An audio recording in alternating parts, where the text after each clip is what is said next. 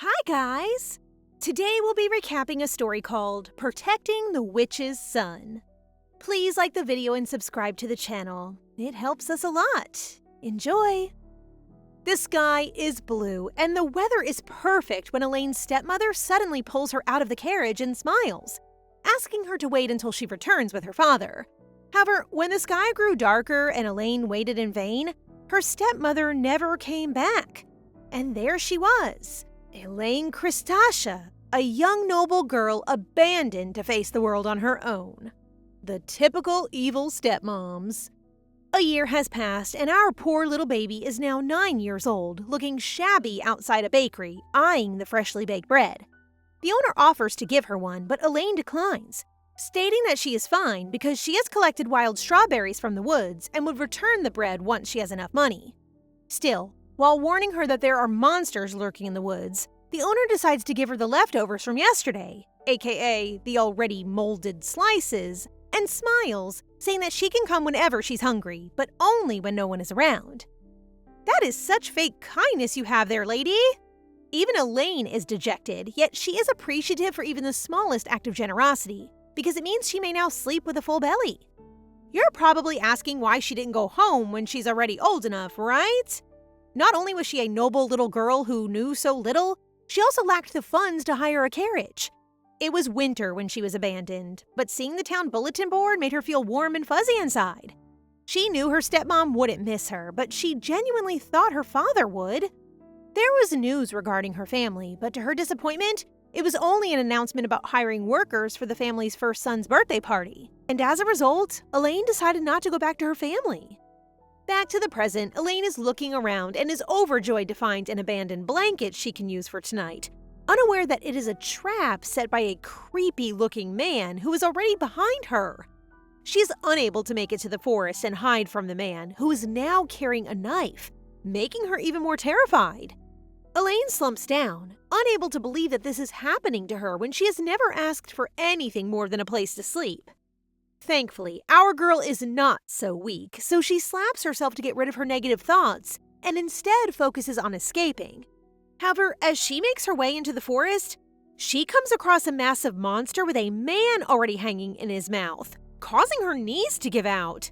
This time, she merely laughs at how her life will end until someone from behind blasts a blue flame, quickly killing the creature. Just as Elaine is about to pass out, she glances over her shoulder and sees a stunning woman with purple eyes and black hair. I just know this is Mommy!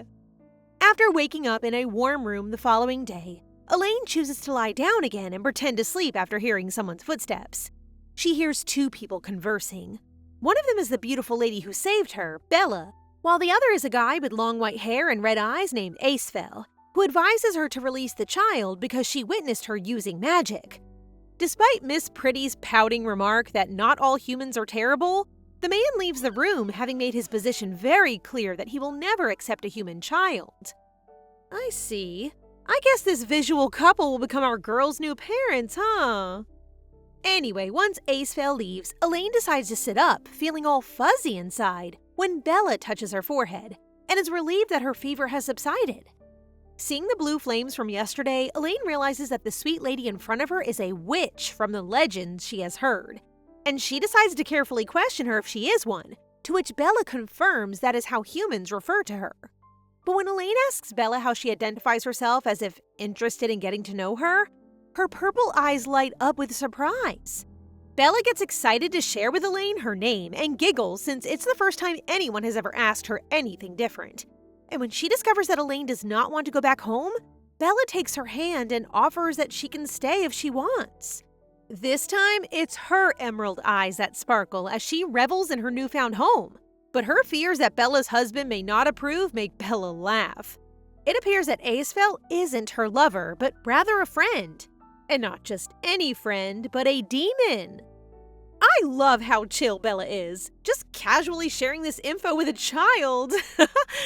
After spending days with Bella, she washes her face in the stream today and can't help but think that Acefell hates her because demons in general despise humans. All of a sudden, she trips and falls, and only that dashing demon manages to save her. What did they say again? A witch and a demon?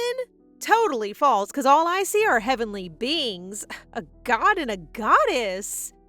Elaine stutters while conveying her appreciation to Aesfel for saving her from a fall. When he gives her a silent reaction, she instinctively stops him from walking away by calling his name, something she learned from Bella, forcing Aesfel to finally speak up and tell her that she does not belong in their place, while glaring at her and pushing her to leave immediately. However, as a child, Elaine wonders if he's uttering those words to her simply because she's human, but it appears that it is not, since after spending time with Bella, Aesfel's taste for humans disappeared. I have trust issues, but these two look alike. Is this a sign of a soon-to-be happy family? Anyway, Aesfel chooses to clarify the reason why he doesn't want her around, and that is by first sharing with her that Bella has had a lonely long life as a witch, and he feels this is the reason why she became so attached to humans. But in the end, every single human betrayed Bella's trust in some way, whether it was when she choked on poisoned wine from someone she trusted, or when she was stabbed in her sleep by someone she had welcomed into her home. This was all because these humans desperately wanted eternal life and foolishly believed that drinking a witch's blood would give them that. Despite everything, Bella brought another human, her, and Aesfel wants nothing more than to never see Bella hurt over a human again, so he begs her to leave and never come back. Our pretty witch is incredibly kind, and Aesfel looks hopelessly in love. After hearing this, Elaine looks at Aesfel with determined eyes as she declares that she wants to stay with Bella, the one who supported her in her time of need. Bella was the first to extend kindness to her, the first to make her feel loved, and while smiling so sweetly, she swears not to let Bella lose her smile, unaware that Bella is hiding behind a tree, moved by what she just heard. Aesfel then notices Bella's presence, forcing him to sigh and accept Elaine, but with a warning that he will dispose of her if she poses a threat, while Elaine gratefully accepts. On that day, the three of them started to become more like a family. As time passed, Bella taught her the art of swordsmanship, and together they traveled across the continent. In the 5th year of her life with Bella, a new presence enters their life. He was Lloyd de Filon, the crown prince of the kingdom of Filon.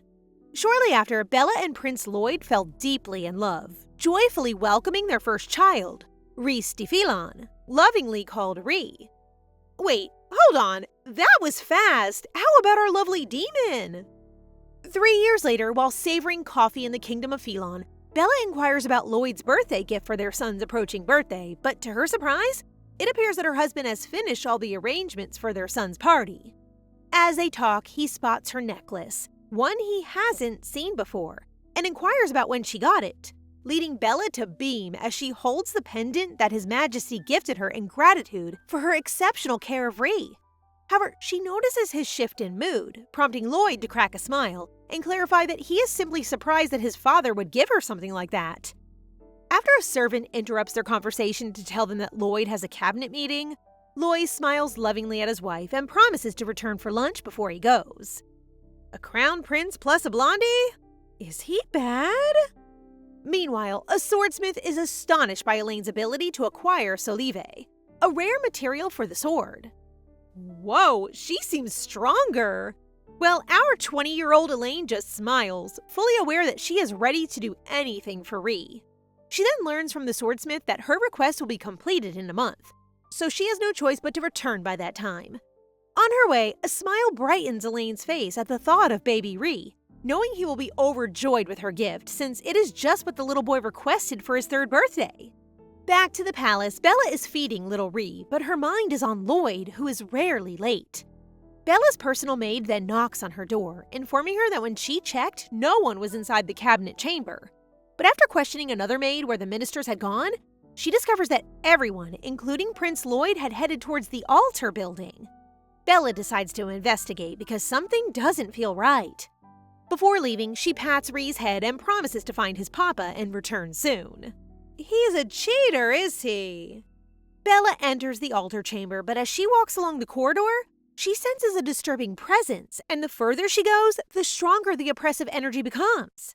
She comes to a halt at an open door that leads to a restricted zone, and as she enters inside, she gets shivers all over, but she continues to follow the unpleasant energy. Bella then pauses, her eyes locked on a chilling sight before her, a room bathed in an eerie red glow with Lloyd sprawled disturbingly in the center. Bella's eyes reflect an eerie mix of fear and confusion as she cries out for her husband, who lies motionless on a table, surrounded by strange markings on the floor. What is this sudden tragedy happening here? She goes over to her lover and starts sobbing in an attempt to rouse him from his slumber. However, there is already too much blood for her to do much other than embrace him and beg him to open his eyes. Bella then hears someone, and as she turns to see who it is, she is met with a shocking sight. Lloyd's father, the Emperor, stands before her and, oh my, holding his son's heart in his hand. Bella screams in anguish at the Emperor for taking the life of his own son. But in an instant, a sharp pain pierces her head, and the necklace he gave her begins to radiate light, leading her to finally realize its true nature. She's read about it before, and it's an item that, when offered a blood sacrifice, unleashes a curse. The Eye of the Demonic Dragon. I really thought that the Crown Prince was evil, but it turns out that he is just a good-hearted romantic with an evil father. Bella tries to remove it fast, but it won't budge, prompting the Emperor to smirk sinisterly as he explains that once the curse is activated, it cannot be removed, and she is now under his control. He speaks with such pride, revealing that the power has intensified due to the sacrifice of Lloyd's blood, causing Bella's fury to rise. Yet she feels utterly powerless as the necklace consumes her thoughts, her eyes darkening, and all that echoes in her mind is the chilling command to kill. This is really bad. Meanwhile, Elaine is making her way home as quickly as she can, as she has been feeling uneasy throughout her trip. However, upon her arrival, blue flames engulf the town. People scream and dead bodies litter the place. She is so confused, but she is certain of one thing. These blue flames are Bella's, so she rushes up to the palace to see what's going on, when she notices Bella in the distance. When Elaine tries to softly call Bella's name, Bella reacts violently, attacking her with her bare, bloody, sharp fists. Fortunately, Elaine swiftly brands her sword in defense, but to her horror, she sees the Bella who rescued her. The same Bella who always smiles, now with a blood-stained face and black-purple eyes. This just broke my heart. I really want her to live a good life with her loving family. Please, save her, Elaine. Elaine attempts to communicate with Bella once more, but her efforts are in vain as Bella sends her flying with her powerful attack. With her head already bleeding, Elaine begins to cough up blood and becomes convinced that Bella is completely out of control. So she gets to her feet and tries to devise a plan to bring her down. However, before she can do so, Bella is already in front of her, almost taking her head, but phew, thank goodness Elaine has such good reflexes from all her training that she avoids a critical hit, but is stabbed in the shoulder. Where is Acefell when we need him? Regardless, Elaine notices the necklace Bella is wearing during her close-range attack and immediately thinks it's connected to the situation. So she launches herself forward, aiming for a decisive blow. She manages to get past Bella's flame strike and grabs the necklace, but not without the devastating cost of her heart being ripped out by Bella's hand. The curse begins to vanish, and our sweet and pure Bella is horrified to discover what she's just done, as Elaine collapses to the ground, her eyes losing sight, and all she can think about is apologizing to Bella for arriving late. History records that on that day, a single witch brought Sebeka, the capital city of Philon, to ruin. I really have a bad feeling about this. Elaine is now in her subconscious, listening to Bella apologize to her and accept full responsibility for what happened. Bella's heart aches because she knows she will never be able to bring back the lives she has killed, but she resolves to save Elaine's life by giving over her own heart. Bella then breaks down softly, her lips curving into a faint smile as she asks Elaine to look after Rhee on her behalf. I mean, as the protagonist, I'm expecting Elaine to make it out alive, but the writer really needs us to make us suffer before that can happen. Elaine immediately wakes up, screaming Bella's name, and freezes as she realizes her chest has stopped bleeding, confirming that Bella did give her heart. She begins to cry because she is frustrated that Bella is giving it to her and devastated by the loss of the sweetest person she knows. But then the necklace pops into her head, so she hurriedly rumbles inside her pocket to grab a piece of paper, bites her finger to use it as a marker to trace the markings she remembers on the necklace, and pledges to uncover who did this to Bella and make them pay. Time for revenge and make the Emperor suffer. Elaine is now walking through a field, puzzled by the lack of people living there. She, like us, wants to know what happened to Aceville, Lloyd, who we know has died, and Reese, especially because the ruined palace earlier seemed deserted. However, she flinches at the sight of a swarm of monsters ahead, which is unusual in Sebeka, and decides to sneak through when a fly-type monster spots her. Oh well, it is what it is, and our girl has no issue killing them all in one go because her body feels so light and her mana isn't depleting at all. This reminds her of her training with Bella, who never runs out of breath while fighting because her mana never decreases as a witch, implying that she also inherited Bella's witch powers. With Bella's heart, is our girl still human?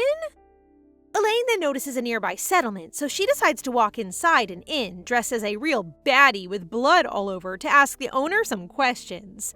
She then learns that it is already February 5th, meaning that she has been asleep for 5 days. But when she asks the lady what happened to the survivors in Sebeka, the lady gets confused because this horrible disaster happened 20 years ago.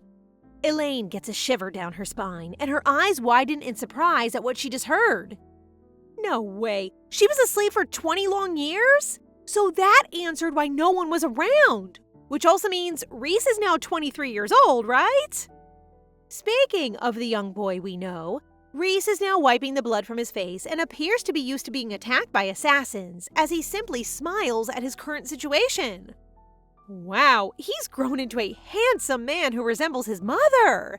Anyway, after saving the region from destruction, he is now the Duke of Killard, and he leads the Knights of Phalaris, a group of exceptional warriors known for their prowess.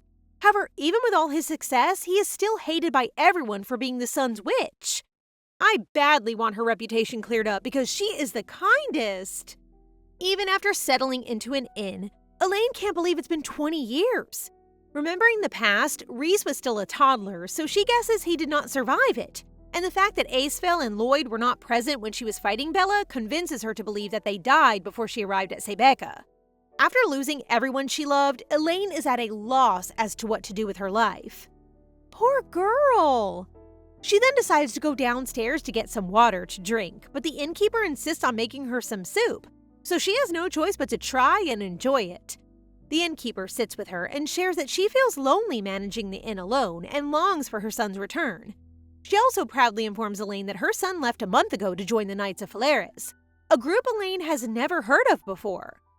This led the innkeeper to question Elaine's origins, as even people from remote areas are familiar with these knights, particularly because their commander is none other than the Duke of Killard, the infamous witch's son, a revelation that shocks Elaine. Upon realizing that the innkeeper is speaking of Duke Reese de Filon, Elaine trembles and starts crying so much as she is so relieved that Bella's son is alive. A few days later, the knights on guard are stunned to see a bloodied lady in front of the Killard castle gates, begging them to open it for her.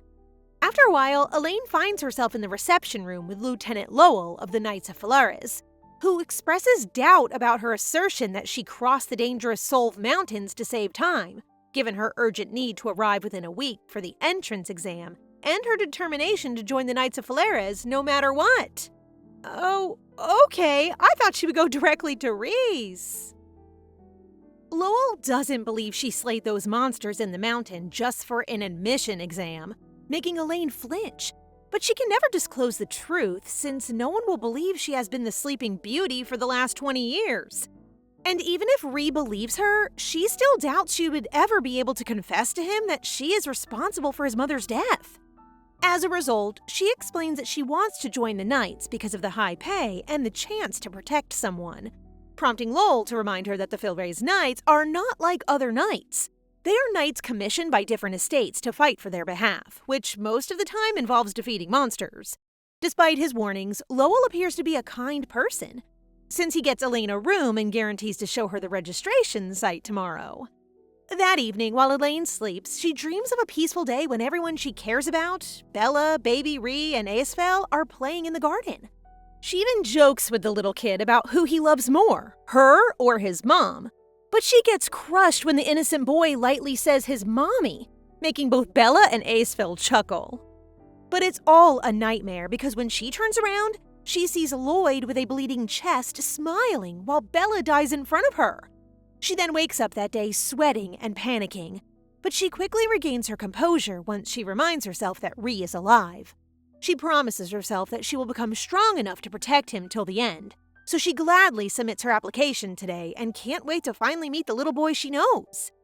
So, who's gonna tell her that Rhee is no longer a kid? Lowell goes to Rhys's office today to report to him about our girl who came through the Solve Mountains. She said she only made it over the tough mountains by sheer chance, which, considering how dangerous they are, sounds ridiculous. However, Lowell assures Rhys that he has confirmed earlier that the girl was not a demon in disguise. But what sparks Rhys's interest is Lowell's claim that the lady had arrived for the Philray's Knight's entrance exam. There you have it, Elaine is, in fact, still human. After that, Rhys decides to look over our girl's application, and his eyebrows furrow in surprise as he sees the applicant's name, Elaine, a name he hasn't heard in a long time. So, he recalls her? But I'm not holding out much hope considering that he was just 3 when they last met. Elaine is currently at the cafeteria after completing the preliminary until the second rounds of the exam, but she feels let down that she hasn't seen Rhys. Suddenly, a man with long golden hair, Cezanne, sits next to her, noticing that she's wearing a wristband that only applicants for the Knights of Philrays can wear.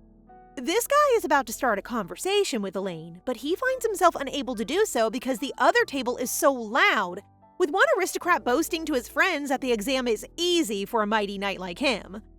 This nobleman, McGaff, even flaunts his wristband, prompting the other man to begin pointing at Elaine, a girl who he realizes has the same wristband, stinging McGaff's pride, so he accuses Elaine of stealing it. However, seeing that Elaine is such an unbothered queen, McGaff becomes enraged and remarks that the Knights of Philrays are no longer elite since they allow trash like Elaine to join. This is something she can easily ignore, but things take a turn when this man begins to make fun of Rhee for being the son of a witch, and goes as far as mentioning that the Duke may have obtained his position through some sort of witchcraft. Elaine's hand trembles in anger, and she walks behind McGaff, ordering him to retract what he said. If looks can kill, this man has already died. Oh well, advance rip, mister. Elaine doesn't care whether she's making a scene right now. She simply confronts this big guy, telling him he can mock her all he wants, but she will never let it slide if he continues to insult the Duke, while giving him a death gaze. But McGaff simply smirks at her and asks aloud why she's supporting the son of the witch, causing everyone to mutter slurs of disgust and hate. Elaine finds this infuriating. Like, how can they detest him when he has never done anything wrong? Even this morning, as she finishes sending in her application, she overhears people criticizing the Knights of Philrays simply because they serve Rhee. When a guy tries to defend their Duke, one girl yells in outrage, declaring that she will never forgive the witch for killing her grandparents and burning down their hometown. So the fact that the murderer's blood flows through their Duke's veins disgusts her. This must be extremely difficult for Rhee, but hearing this makes me even more sorry for Bella. Cezanne decides to butt in and criticize McGaff, causing the aristocrat to become enraged and charge towards him with a knife, prompting our girl to slightly show off her strength by effortlessly grabbing McGaff's hand, making him immobile. Then, choked with ego, he shouts, "I am McGaff from Eladia!" He thought everyone would recognize him, but instead, the room fell silent while Elaine gives him a "so what" expression, making him red with embarrassment. Even the onlookers who don't know him as well begin to snicker, prompting McGaff to vent his rage on Elaine. However, none of his punches manage to touch our girl, while Elaine has easily defeated him with a single punch to the stomach. Cezanne begins clapping when he sees his old man kneeling on the floor and is impressed by Elaine's skills. So he extends his hand for a shake in the hopes that they would get along and pass the exam together. For some reason, this Cezanne dude gives me the creeps. Following that, the third round of the exam begins, with Elaine passing easily, and I'm surprised to see Cezanne pass as well. They've now entered the final phase of the exam, with Lowell explaining that they'll have to enter into the circle they've made for a fight with their final examiner, and their goal is to hold off for 1 minute without stepping outside. Elaine can't help but inquire if the Duke would be their opponent because she's so eager to see Rhee. Then, as soon as Elaine says that, the once young kid she knew seems to have turned into a dashing Duke. Now we will see how this reunion plays out. Will he remember her? Will she call his name? I'm sure Elaine sees Ree like family since it's obviously too early for that romance tag. After getting a good look at Ree, Elaine can't help but shed tears over how grown-up he looks to be. But as Ree presents himself to the examiners, he doesn't appear to notice her, and they all just begin the final exam. That was such an anticlimax. The exam kicks off, and every guy who enters the circle with Ree fails, leaving everyone concerned that no one will be able to pass the final round. But not until Elaine's name is called. At long last, she steps into the circle. Her expression looks somewhat sad, while Ree merely recognizes her as the woman who emerged from the Solve Mountain. I knew it! Even I don't recall anyone from when I was 3 years old, so I doubt he will either. As the two begin their sparring, Elaine can't help but think back to the time when she used to play sword with him when he was younger.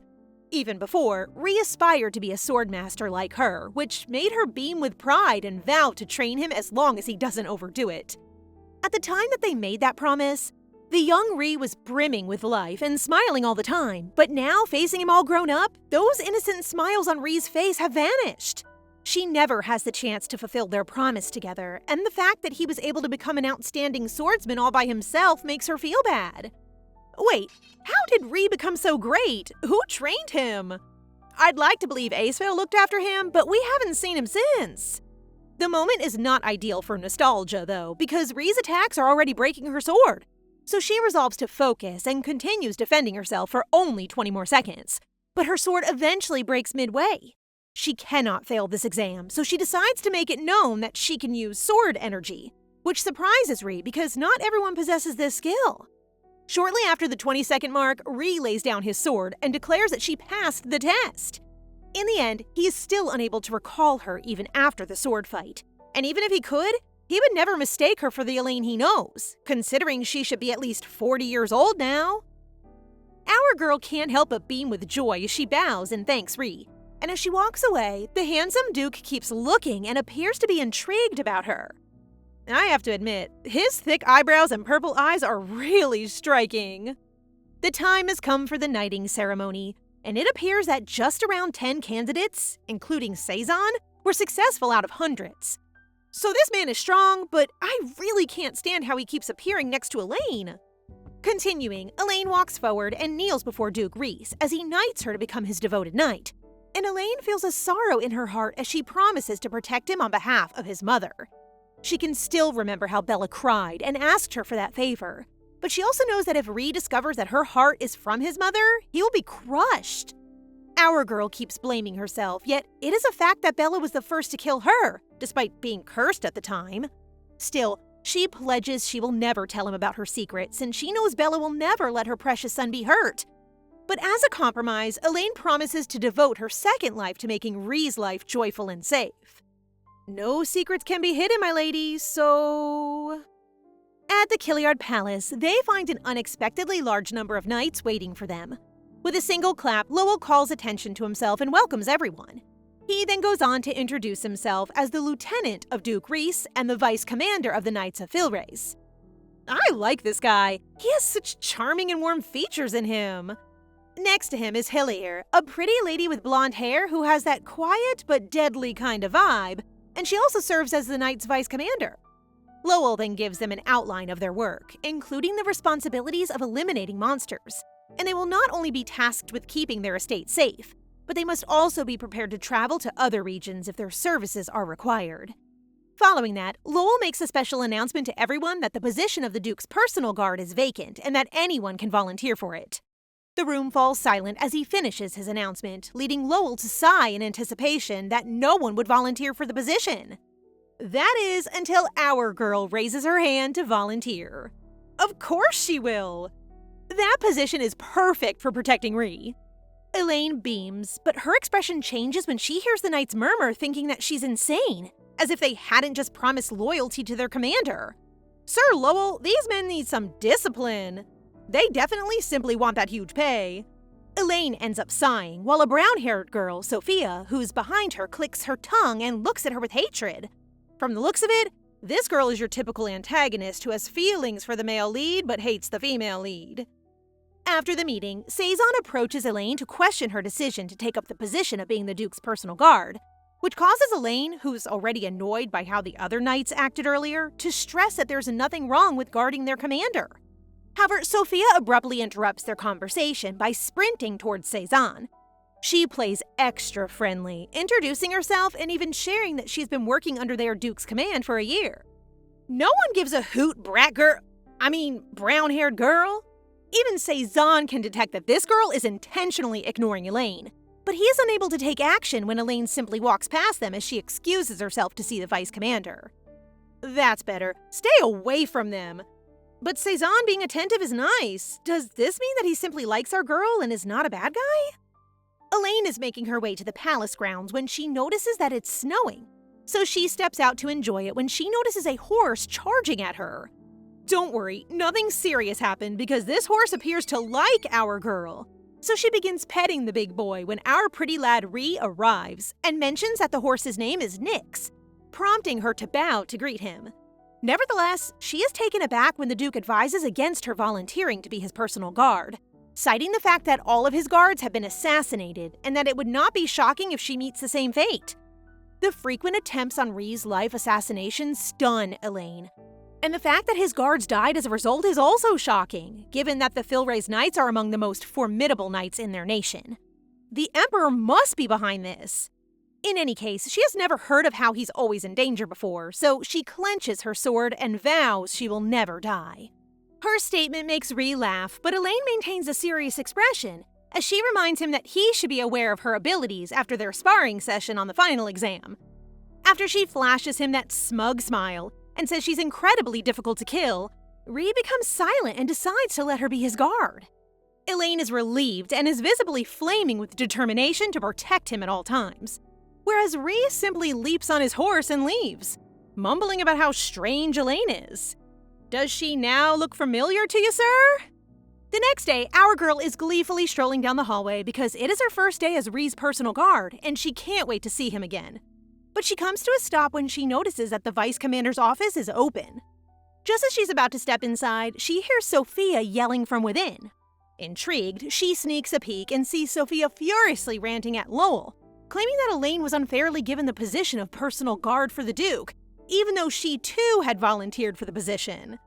How could Lowell, the vice commander, put up with a knight yelling at him? Sophia immediately rushes out of the office, and when she sees Elaine outside, she is so angry that she purposely runs into her, while Lowell ends up apologizing to Elaine. As Elaine and Lowell make their way to the Duke's office, the vice commander decides to spill the beans about Sophia. She volunteered to be Rhee's personal guard last year, but Rhee flat out refused, which is why Lowell kind of understands Sophia's frustration given that Rhee accepted Elaine without a second thought. Well, even at first glance, Sophia looks weak, so I have no doubt that she'll get killed in an instant if there's an assassination. On the other hand, Elaine feels very joyful and warm within as she finally meets someone who's eager to protect Rhee. Nah, that girl is obsessed, and we do not welcome that. When they get to the Duke's office, Rhee is not there, which leads Lowell to believe that the Duke is still at the training grounds, so he proceeds to fetch him while Elaine waits inside. The red sword on the table catches her sight as she scans the room, but upon closer look, her jaw drops and her eyes widen in shock. Her memory of asking the blacksmith 20 years ago to engrave Rhee's initials on the center of the sword is still vivid, and the fact that the sword she's holding now has that identical engraving is proof that this is what she ordered for Rhee's 3rd birthday. She's feeling very emotional, but part of her still can't believe Rhee has it. After all, Sebeka would have been gone long before this sword was finished. Aw, in the end, the sword still found its rightful owner. However, she suddenly gets a chill as Rhee shows up behind her, visibly furious over why she's holding his sword. Sir, she had that made for you, but yeah, valid reaction since he doesn't recall her. Rhee quickly takes the sword from Elaine's grasp and glares at her for touching his belongings, leading her to make a fast 90-degree bow and apologize. Rhee clenches his teeth, stares at her, and chooses to leave the room while slamming the door. After Rhee leaves, our very kind Lowell promptly approaches Elaine to ensure she's okay, and he reveals that Rhee is actually not that strict when it comes to his things. Well, except for that sword, which is the Duke's most precious property. Hearing this calms her nerves, but it seems like not even Lowell knows much about it. All he knows is that Rhee always carries it with him. Regardless of how Ree got the sword, Elaine is overjoyed to find out that Ree appreciated her present. Meanwhile, while still holding the sword, Ree recalls when he first got it. Balthor, a knight, brought it to him when he was roughly 8 or 9 years old, explaining that he received it from a man in front of the castle gates. The man claimed to be the grandson of the blacksmith who created the sword, and while Balthor had no idea who the man was, he chose to take it after discovering that the person who requested it was a woman named Elaine. The young Ree had no idea who Elaine is, but his eyes lit up when Balthor stated that she is someone his mother loves and welcomes into the family. Even as a small boy, Ree was thorough, so he chose to visit the blacksmith and hear the sword's story firsthand from him. Elaine used to visit this lively blacksmith who had become an old man on his deathbed. He told Ree about how Elaine requested the sword and departed to return to Sebeka that day. But that was also the day the city was destroyed. The old man had assumed Elaine had died in the midst of the chaos and had kept the sword for himself. But now that he is nearing the end of his life, he wants to make sure that it finds its owner. Then he smiled, content that his handcrafted sword had reached Ree, causing this small kid to tightly hold it. "Mr. Blacksmith, you have my respect." Balthor also made sure Ree knew he was surrounded by people who loved him, and he aches that he has no recollections of that time.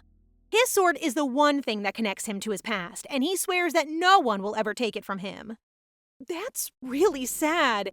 He became an orphan with no memories of his family and is now being despised by everyone.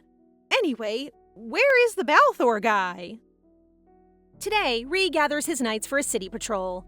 Nothing major, just that they have received numerous complaints of minor accidents and petty crime recently, while Elaine happily glances at Ree as the sword looks great on him. They make their way to the streets, and the people begin to bow in respect for their duke, which she is relieved to see. Just like this little cutie pie who approaches Elaine and hands her a bag of cookies she made for the duke. I'm so glad not everyone hates him. Elaine asks the duke for permission to accept the present, and when he gives her the go-ahead, she excitedly goes for the cookies when she spots a man sprinting towards Ree with a bucket of water. Ree looks like he's used to this kind of treatment as he turns around, but he's taken aback when Elaine lunges ahead of him to catch the splash. Upon realizing the man's contempt for the duke, the other knights swiftly slam him to the ground. However, it seems that this man is also a victim of the incident in Sebeka. He shivers with rage as he tells them that his grandson died in that incident and screams because he thinks it's unfair that Ree is alive, making Elaine feel terrible, but also furious because her family, Bella, was also a victim of the incident. Her shaking stops the second she feels Ree's coat placed on her and his command to return to the quarters. She insists on staying, but then she begins sneezing, prompting Ree to push her to leave. Look at that height difference, cuties!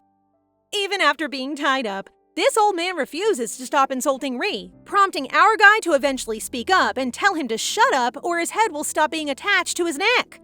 He then instructs one of his knights to toss the man into the dungeon, and while dragging him, he has the audacity to mention Ree's mother, reminding him that his very being is a crime against the innocents who perished that fateful night.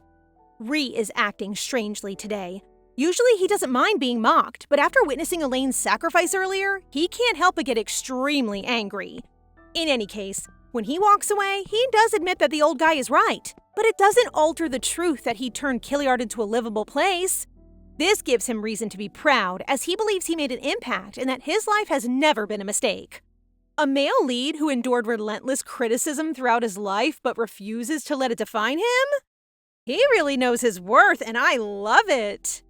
Cezanne rushes to check on Elaine after hearing what happened to her, but seeing how chill she appears after being splashed, he can't help but question her loyalty in protecting the Duke. He also reminds her of how dangerous the situation was, as the water could have been boiling or worse, poisoned. While Elaine understands him, she has also expected to be injured in her line of work, and she joyfully admits that she would feel more pain if the Duke was injured. Cezanne is dumbfounded after that, since it seems like a low-key confession, though I'm sure Elaine doesn't mean it that way, but gosh, I hope that makes this guy realize that he has no place in Elaine's heart. Elaine immediately visits the Duke's office to inform him that she has already changed into dry clothes, but she is taken aback when Ree bluntly questions why she is so committed to protecting him. What else can she give as an excuse besides her position as his personal guard? But that didn't work, as Ree looks directly at her, knowing there's a deeper reason for this. Elaine is at a loss for words, so Ree simply retracts his previous statement and gets back to work. but not before he accidentally knocks over the ink bottle on his desk. When Elaine starts freaking out, Ree thinks she's being overly dramatic about the documents.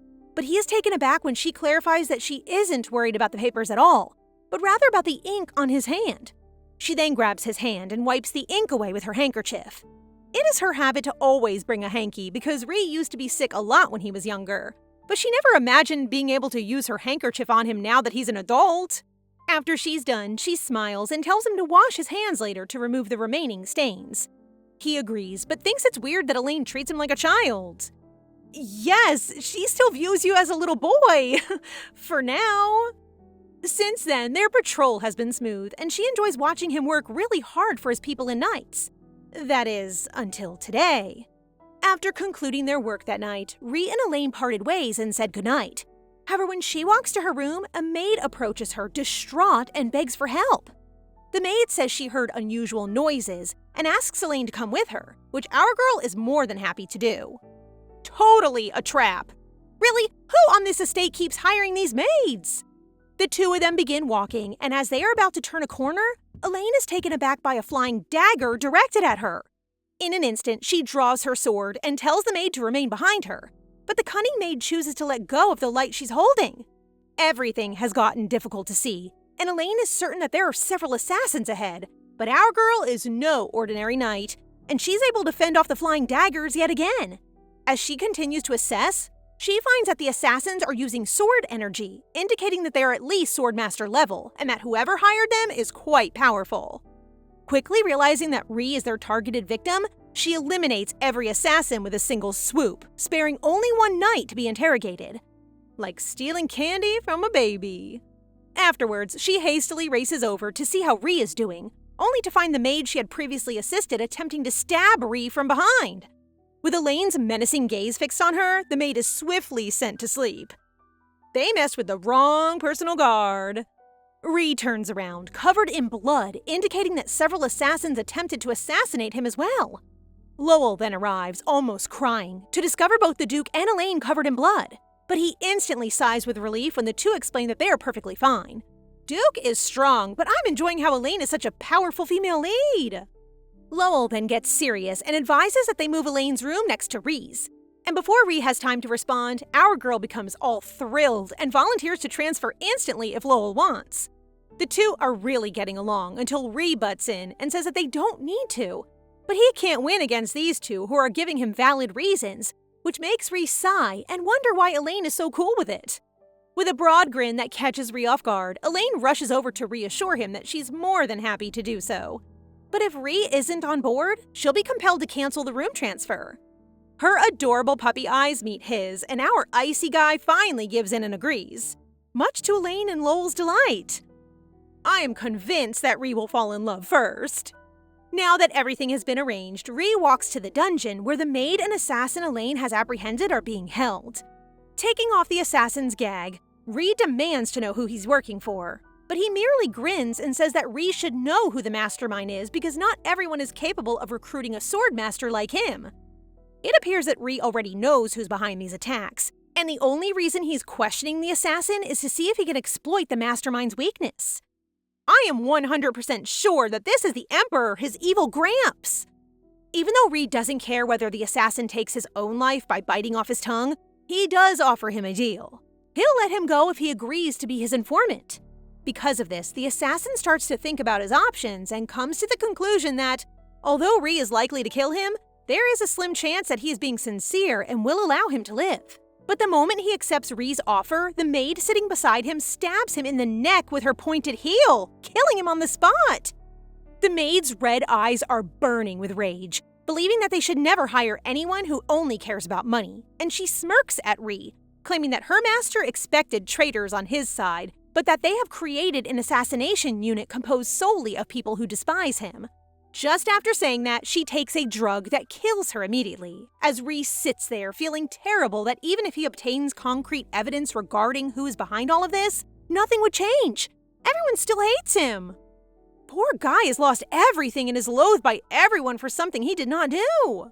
The next day, Elaine is on her way to her new room, carrying everything she needs, when Cezanne approaches her, looking concerned after hearing what happened the night before. Our girl merely smiles and says she's totally fine. However, this guy looks miserable and admits that he has been worried about her safety since she became the Duke's personal guard. They are then stopped again by Sophia, who looks at her with hatred, while our girl here simply greets her with a cheerful good morning. What else can I say but kill them with kindness?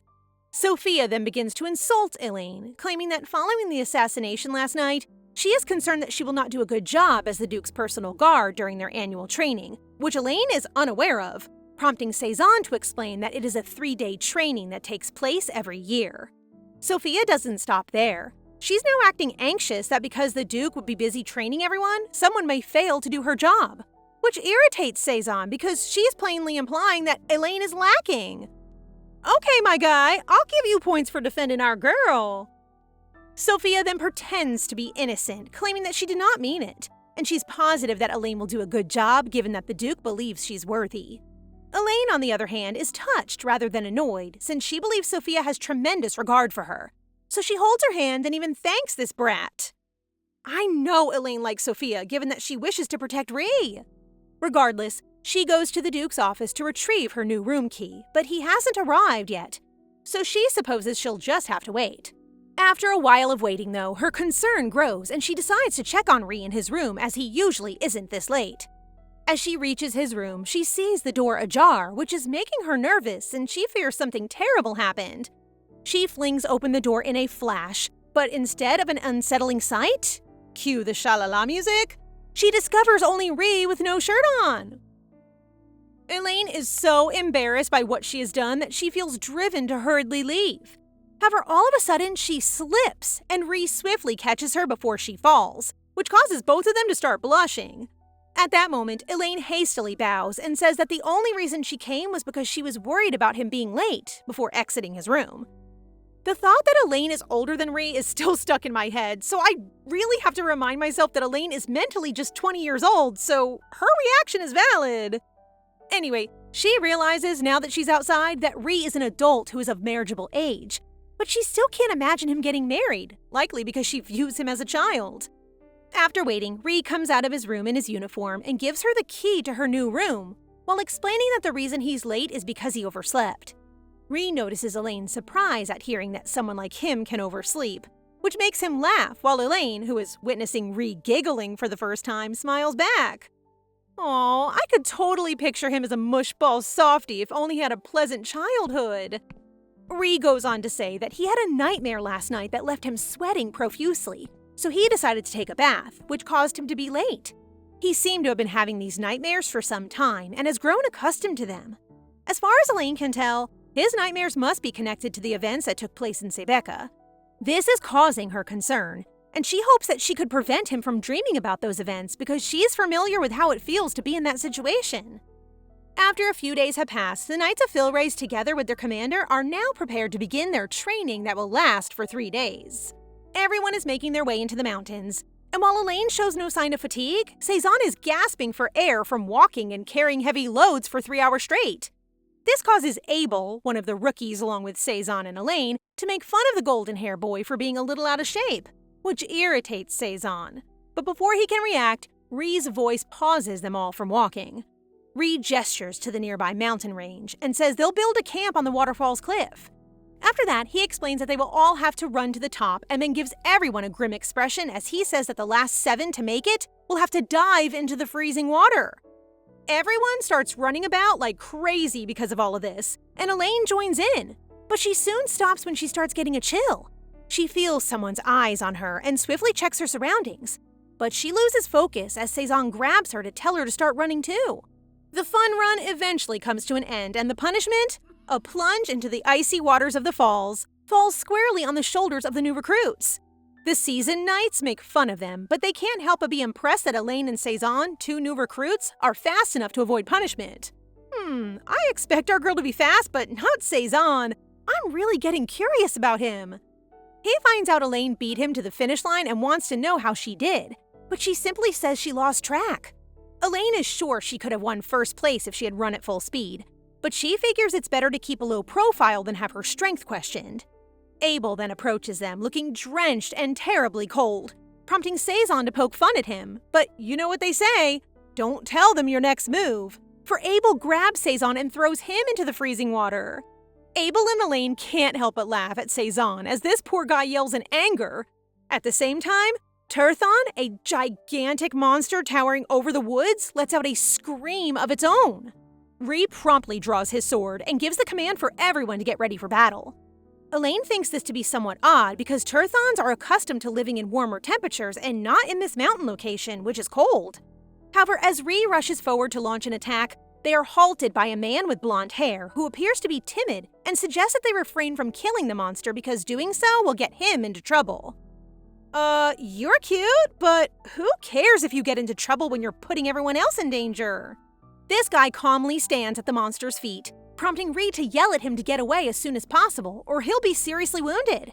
However, the blonde guy screams that he will not move, and before he can say anything further, Tirthon's fist knocks him to the ground. Elaine quickly rushes to the Duke's side to see if he's okay, when they realize the blonde guy is still alive and has defended himself from the attack with a magic circle. He timidly tells them that he is not a suspicious person, but rather a normal sorcerer. However, can you really call him an average sorcerer when, with the snap of his finger, the Tirthon is covered with magical inscriptions and vanishes? He breathes in relief and tries to excuse himself, but he is unable to do so as Rhys thrusts his sword into his neck and demands to know where he sent the Tirthon.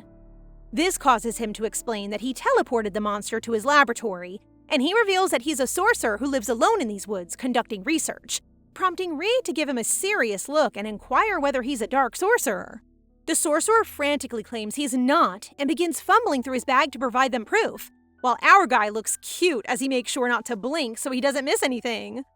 Just then, the sorcerer shows them his badge, which confirms that he studied at the Halon Royal Magic Academy, and says that what he has is a special badge because it is only awarded to those who graduated at the top of their class. He points to the badge again to show them that even his name, Nathan, is etched on it, indicating that he's not a dark sorcerer of any kind. However, Rhys, our very meticulous guy, refuses to accept him until he confirms his identification with the Academy, which is starting to aggravate Nathan. So he resolved to simply run away and teleport. Doesn't look like a bad guy to me. As evening falls, everyone gathers in a circle to barbecue the meats in the center. Rhys, the commander, delivers a speech to raise his knights' morale and explains that the aim of their annual training is to help new recruits settle in. This is refreshing. Leaders don't always take this step for their newbies. Following that, Rhys raises a toast and everyone starts drinking and eating. As Rhys reaches for some meat, Elaine taps him on the side, wanting him to take the bowl of meat she's already prepared for him. She carefully selects the easier-to-eat parts and immediately stretches her hand to feed him like a child. Being treated this way in front of the knights irritates Rhys, but Elaine appears so innocent as she insists she only wants him to enjoy the feast. Elaine's naivety makes Rhys sigh, and the more she insists on him eating, the more annoyed Rhys becomes, so she resolves to eat it all herself. In any case, as she eats peacefully, she begins to recall the sorcerer earlier, and she is familiar with the school Nathan mentioned because it was already well known as a famous school 20 years ago. From what she recalls, the majority of the sorcerers serving the kingdom are graduates of that academy, leading her to believe Nathan was aware of the Sebeka tragedy. She then touches her pocket where she has kept the symbol she drew, hoping that this guy will provide her some leads. I really can't wait for the revenge scenes! We'll stop here for today, guys. Yes, I know you want more. Don't forget to ask for the next part in the comment section. Thank you guys for watching and for your support. Please subscribe to the channel. It helps us a lot. Till the next one.